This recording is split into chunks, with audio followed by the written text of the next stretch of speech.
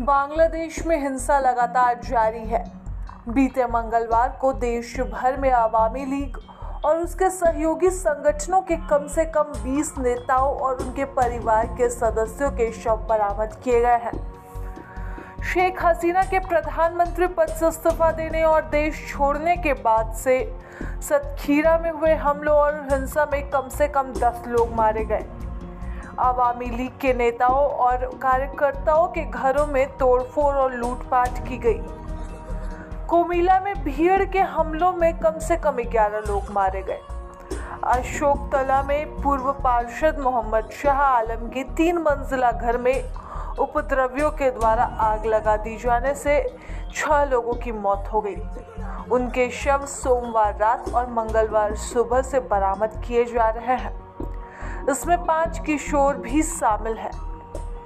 प्रत्यक्षदर्शियों ने बताया कि सोमवार को गुस्साई भीड़ ने इलाके में शाह आलम के घर पर हमला कर दिया। कुछ लोग घर की 3री मंजिल पर चढ़ गए। इस बीच भीड़ ने घर के ग्राउंड फ्लोर में आग लगा दी। बाद में 3री मंजिल पर शरण लिए लोगों की धुएं के कारण जलकर मौत हो गई। इस घटना में कम से कम 10 लोग घायल भी हुए हैं। इसमें एक गंभीर रूप से घायल का आईसीयू में इलाज चल रहा है। वहीं नटोर 2 निर्वाचन क्षेत्र के सांसद शफीकुल इस्लाम शिमुल के घर गुस्साई भीड़ द्वारा आग लगाई गई।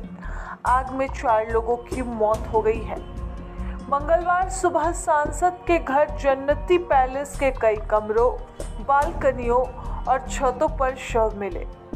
प्रत्यक्षदर्शियों और स्थानीय निवासियों के अनुसार शेख हसीना के इस्तीफे की खबर सुनने के बाद गुस्साई भीड़ ने सांसद शफीकुल के घर में आग लगा दी थी। घर के बगल में उनके छोटे भाई की 5 मंजिला इमारत और सांसद के पुराने घर में भी आग लगा दी गई। तीनों घरों में लूटपाट भी की गई है। फेनी में स्थानीय लोगों ने जुबा लीग के 2 नेताओं के शव बरामद किए हैं। इसमें जुबा लीग के नेता मुशफिकुर रहमी का शव सोनागाजी उपजिला में एक पुल के नीचे मिला। मुशफिकर धलिया यूनियन जुबा लीग के कार्यालय सचिव थे। फेनी सदर उपजिला में सुबह जुबा लीग के एक अन्य नेता बादशाह मियां का भी शव मिला।